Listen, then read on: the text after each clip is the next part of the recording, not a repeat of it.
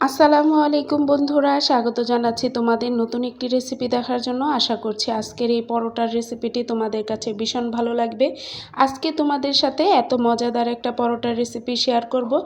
একবার ট্রাই করলে মুখে স্বাদ লেগে থাকবে। এই পরোটার রেসিপিটি এত বেশি মজা। আজকের পরোটার রেসিপির জন্য এখানে আমি গমের ফ্রেশ আটা নিয়ে নেব 2 কাপ। আমি এখানে 2 কাপ দিয়ে বানাচ্ছি, চাইলে তোমরা কম বেশি করেও নিতে পারো বন্ধুরা। দিয়ে দেব স্বাদ মতো লবণ, 1 চামচ চিনি দিচ্ছি। যাদের সুগার আছে তারা অবশ্যই চিনিটা বাদ দিয়ে নেবে। দিয়ে দেব 1 টেবিল চামচ গুঁড়া দুধ। এখন সবগুলো উপকরণ আমি ভালো করে চামচের সাহায্যে মিক্স করে নেব। ভালো করে শুকনা উপকরণগুলো আমি মিক্স করে নিয়েছি। এখন এর মধ্যে দিয়ে দেব একটা ডিম। আমি ডিম দিয়েও আটার সাথে ভালো করে ময়ন করে নেব।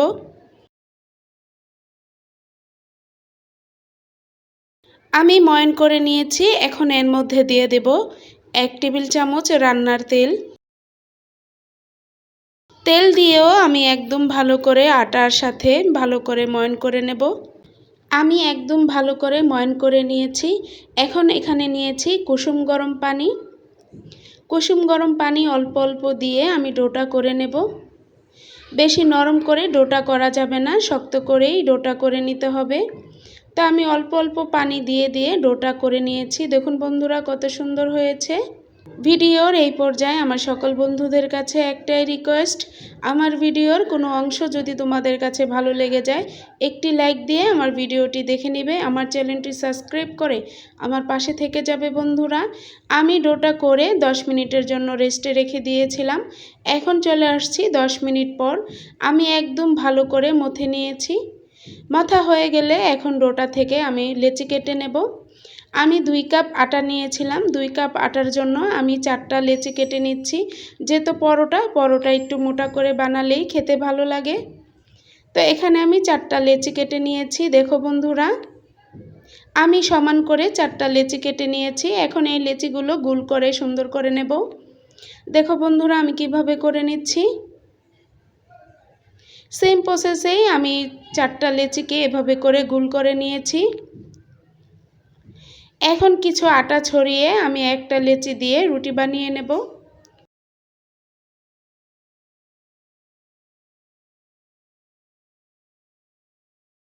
কিছু আটা ছড়িয়ে এভাবে করে বেলুনের সাহায্যে আমি রুটিটা বড় করে বানিয়ে নেব।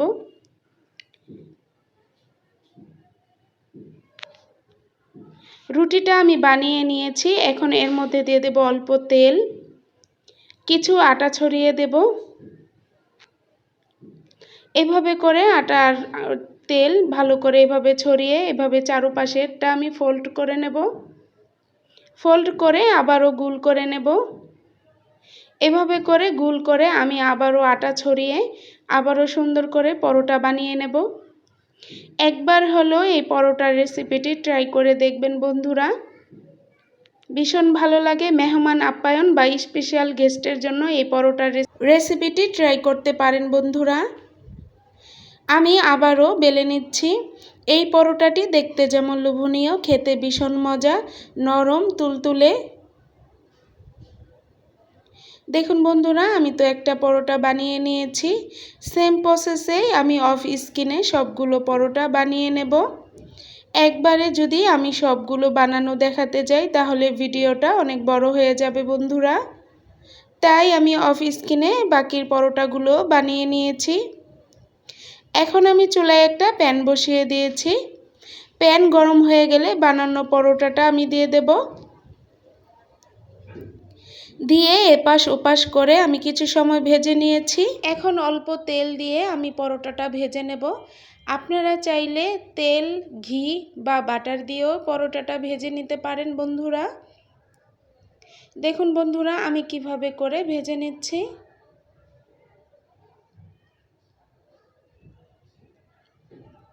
তো এপাশ ওপাশ করে আমি লাল করে পরোটাটা ভেজে নিয়েছি।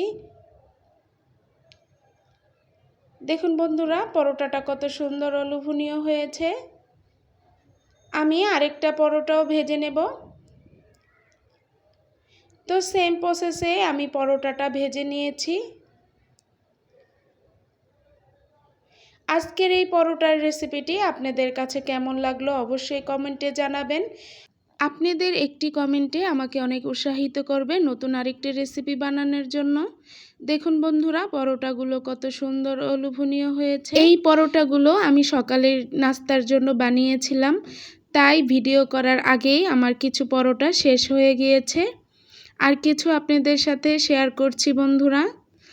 আপনারা যদি চান তাহলে এই পরোটাটি বেশি করে বানিয়েও ফ্রোজেন করে রাখতে পারেন।